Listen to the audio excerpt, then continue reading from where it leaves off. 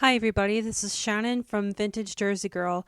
I'm going to make a video today about a question that I personally really wanted to know the answer to when I was first starting to resell on the internet. It's how many items should I have on my eBay or Etsy inventory? This advice is really geared more towards people who are actually resellers or vintage sellers on Etsy. I wouldn't recommend this advice for people that are handmade sellers. There's more advice that's actually geared towards handmade sellers on Etsy's website. So if you're a handmade seller, I would recommend to just stop watching this video and go ahead and go watch the videos that are on Etsy. But I'm going to go ahead and get started. The first theory comes from thriftcore.com, which is a blog that I really love to read. This is actually something that I only read about a month ago. The idea is that for every one item in your inventory, you can expect a minimum of $1 per item over the course of the month. And I think in certain cases, this is true, and in other cases, it's not. But basically, I'm going to give you some examples later, and we're going to test this theory. This is an example of where the theory is pretty spot on. This is an Etsy store that I have. It's been open for exactly 1 year. I opened it in May of 2013, and it's now May of 2014.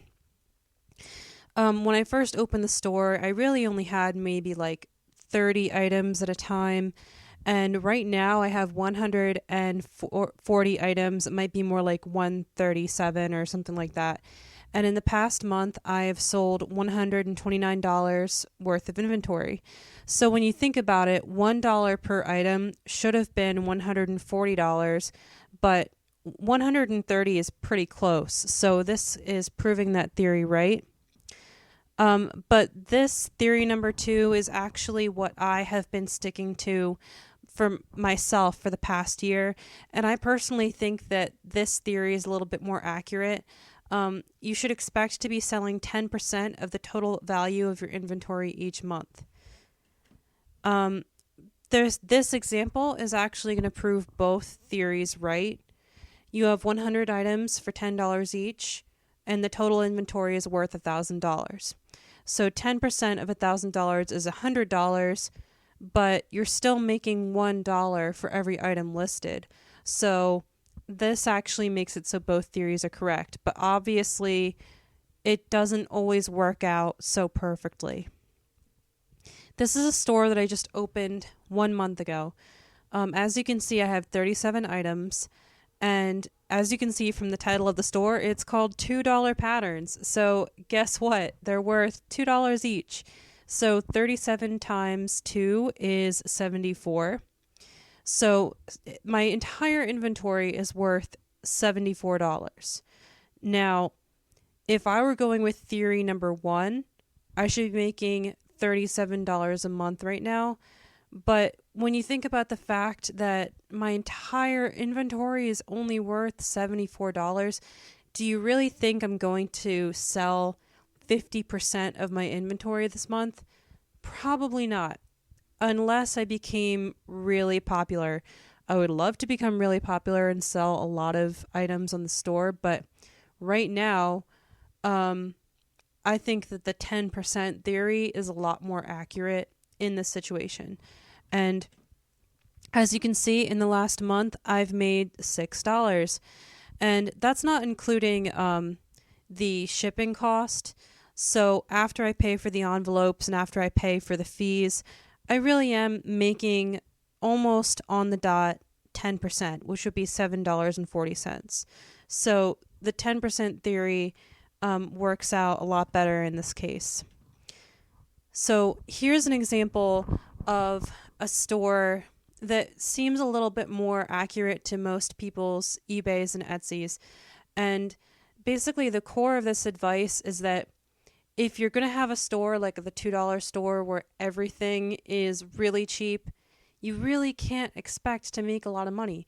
It seems like common sense, but it's not. And I'm going to give you another example later. But as you can see in this example, basically, you have a variety of price points. Some things are worth only $2 and some things are worth $100. So you have 100 items and your total inventory is worth $3,340. Now, if we test theory 1, you should be only making $100 a month. But I should just put it out there that if you actually go on thriftcore.com and you read that article about pricing, that was her theory of worst case scenario. Like if your sales month is doing the worst that it possibly could be, it's not close to a holiday, it's a dead month, whatever the reason, the minimum that you should be making is $100 a month if you have 100 items. And I think that is definitely true if you have a variety of price points like this.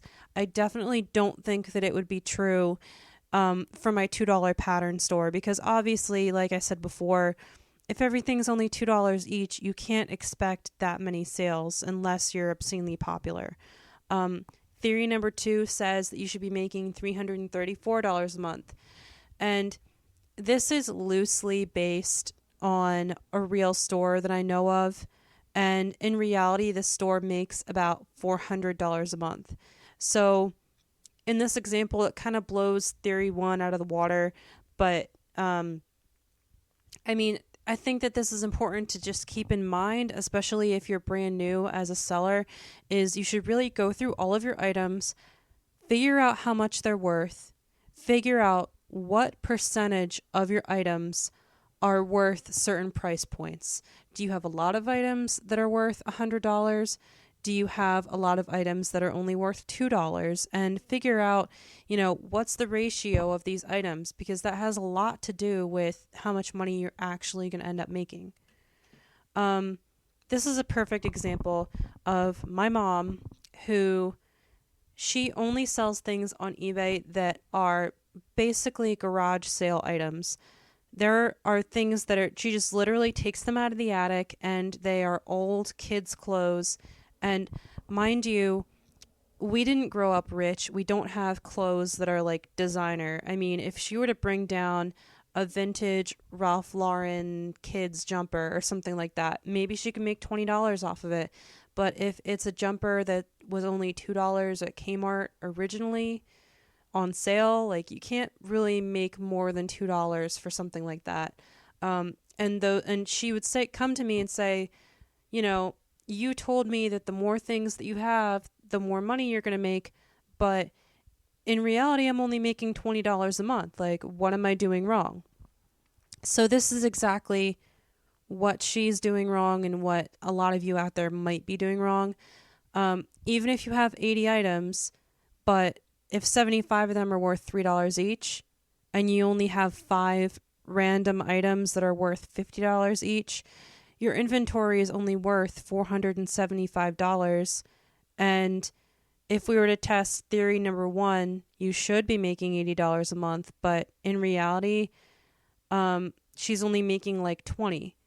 Now, we look at theory number 2, the 10%, and it says $47.50.